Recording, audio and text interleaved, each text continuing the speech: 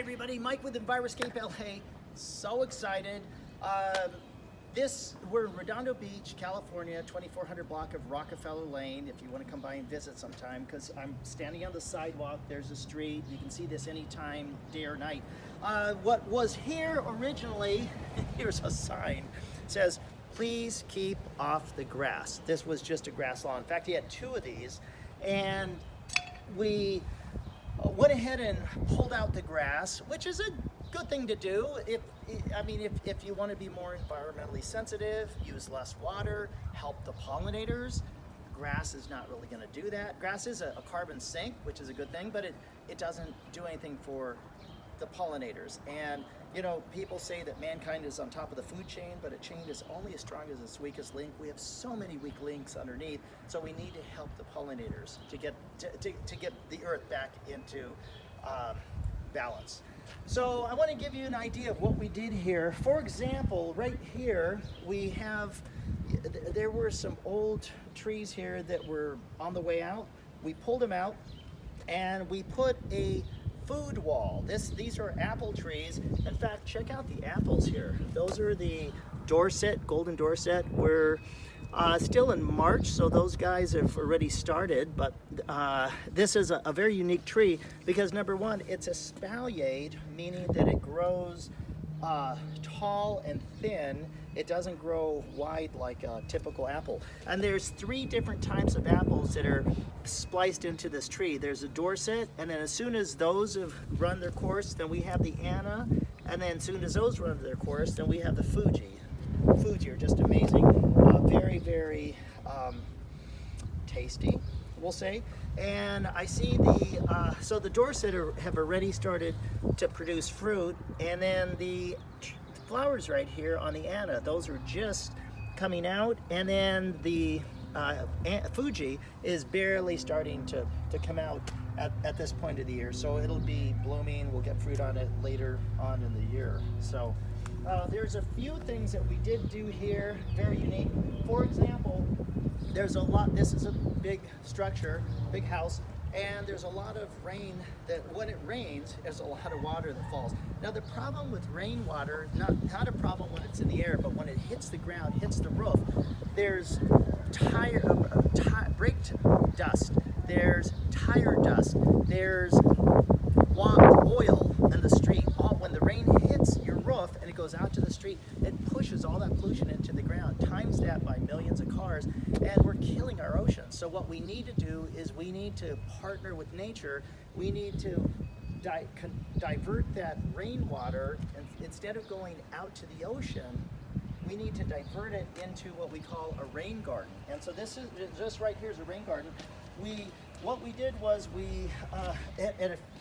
very soon, homeowner is going to take the rainwater that lands on the roof, and they're going to put it into this pipe. This pipe doesn't go out to the street like all the other drains. It actually goes into a drain, or I should say, well, it's a drain. It's an eco rain tank. It's like a milk crate. And right here, we only get historically in Los Angeles a little over 14 inches of rain a year. So when it rains, typically it may rain a half inch to an inch.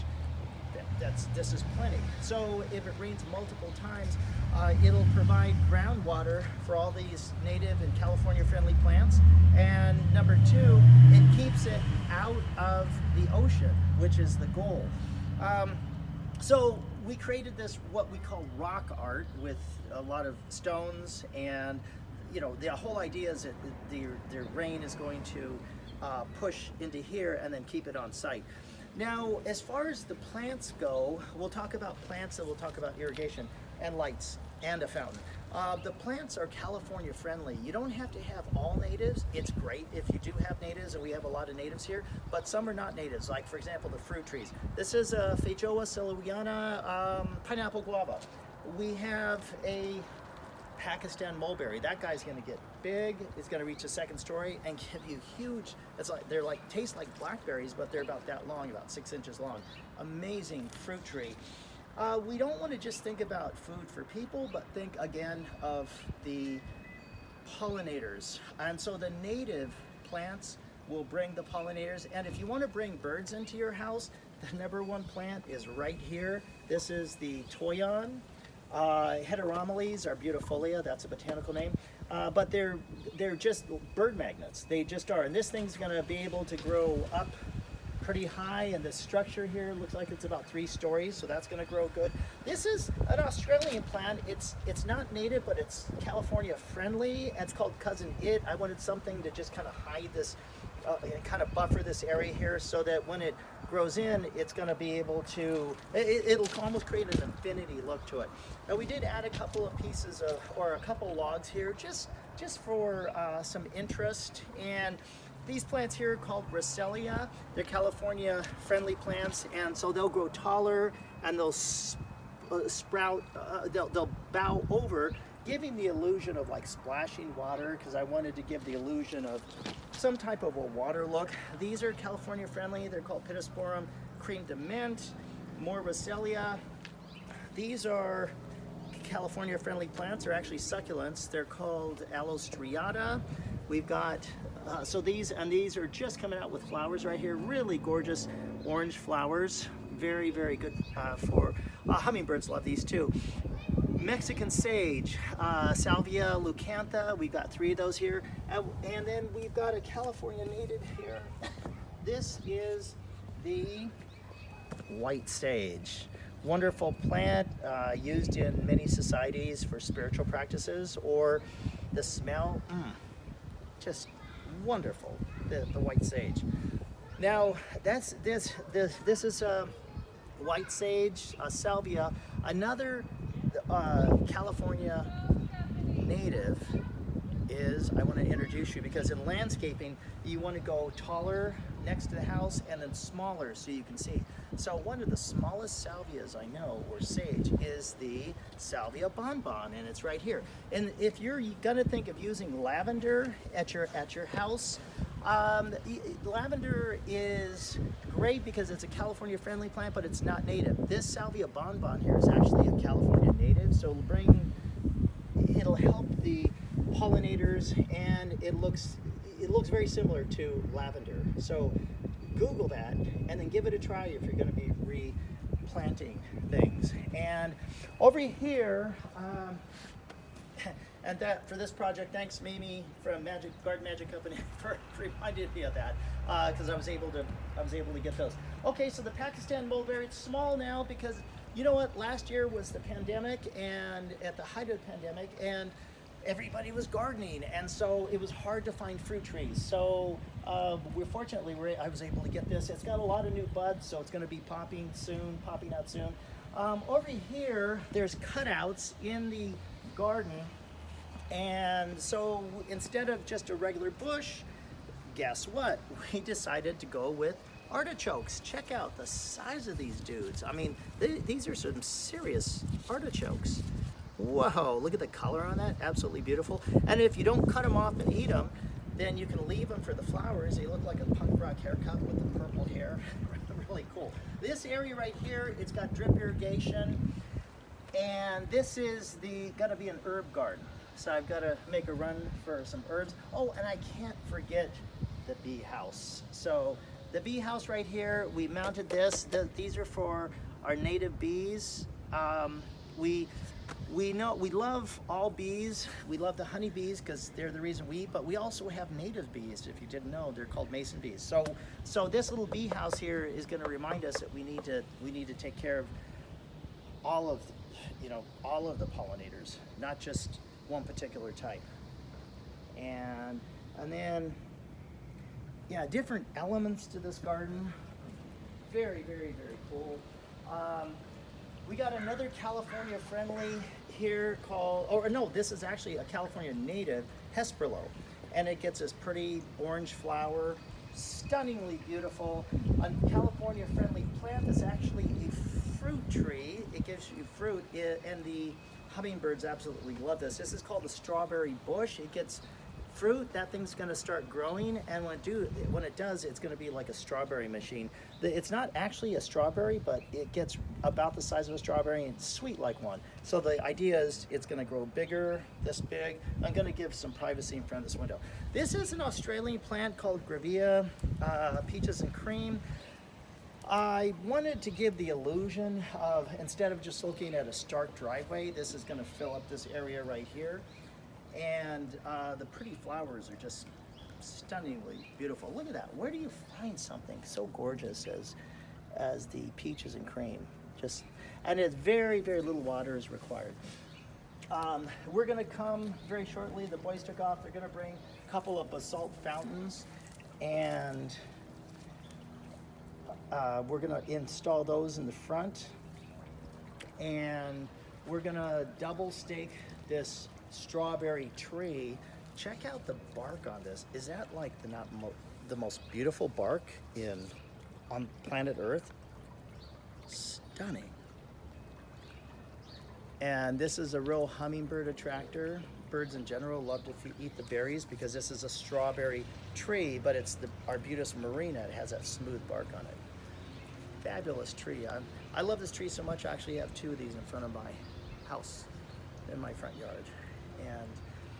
And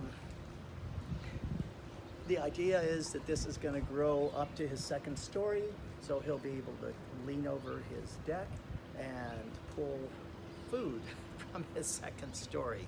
So I won't have to leave his house, won't have to leave his deck. He'll be out here enjoying, a homeowner will, and he'll be, harvesting berries. I mean, doesn't get any better than that, folks.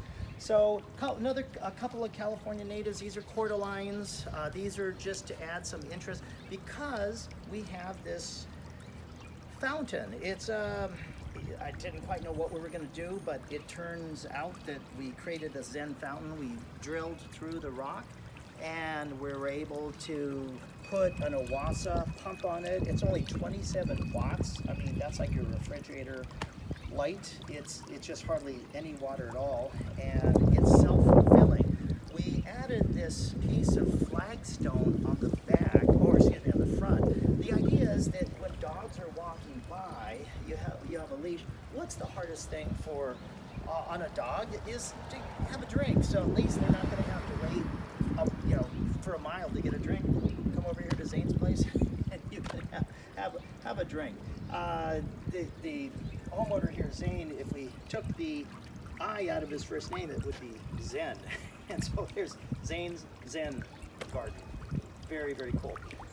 There's a light inside of here too that we put, so at night it looks like something out of Disneyland. Very, very cool light. And then we added another light here that's going to shine down on the rock itself and cast some shadows.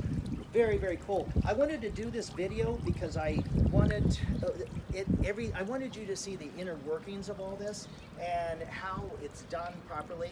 The irrigation, we used Rainbird copper shield technology, drip irrigation. The reason for that being that we wanted the irrigation to be the most sustainable, and Rainbird actually uses recycled plastic for their drip, and they put a strip of copper in their tubing, so that prevents root intrusion, so you don't have to worry about roots plugging up the holes to the drip irrigation. And then in about 20 minutes, we're going to apply about 3 to 4 inches of mini deco bark. Plants don't have the ability, plant roots don't have the ability to break down soil organic matter. Then how do they eat? Well, there's bacteria and fungi that actually break down the soil organic matter. Once those bacteria and fungi excrete the soil organic matter, it's in a usable nitrogen form for plants. And so the problem isn't that we have enough fertilizer in soils. What we don't have is the little bugs. So yesterday I was out here spraying compost tea on everything, and I'll probably do one more round of it just to get the soil biology going.